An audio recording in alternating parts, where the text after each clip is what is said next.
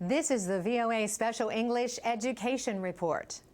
Federal officials in the United States are telling schools that they need to do a better job of preventing sexual violence and helping victims. The Obama administration has released the first guidance on how schools should deal with the problem under a 1972 law. That law is known as Title IX. It bars discrimination on the basis of sex in any education program or activity receiving federal financial assistance. The Department of Education says sexual violence is a form of sexual harassment of students, which violates Title IX.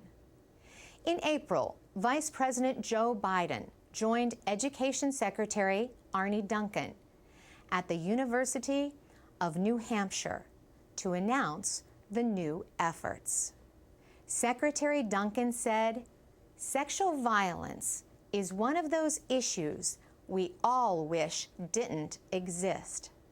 And too often our society has chosen to ignore it rather than confronting it openly and honestly.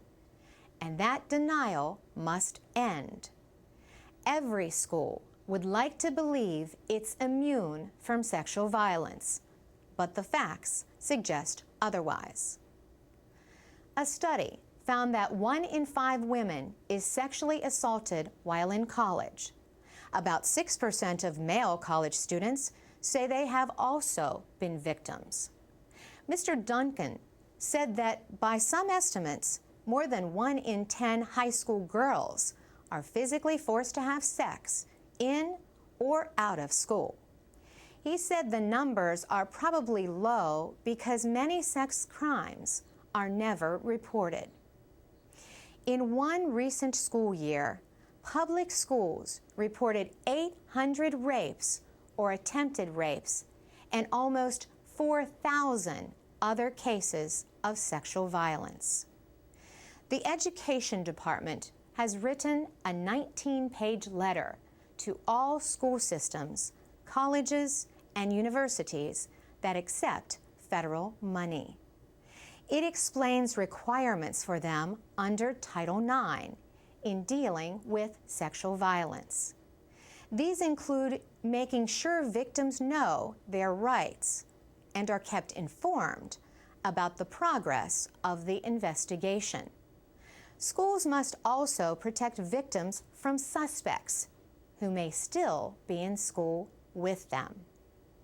Secretary Duncan says police and prosecutors have their job to do, but schools also share responsibility under federal civil rights laws.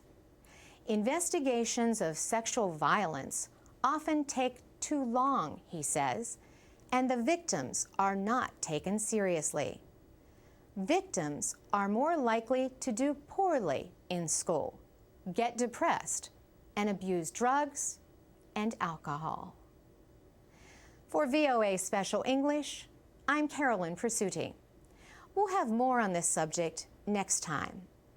You can find links to information about dealing with sexual violence in schools at voaspecialenglish.com.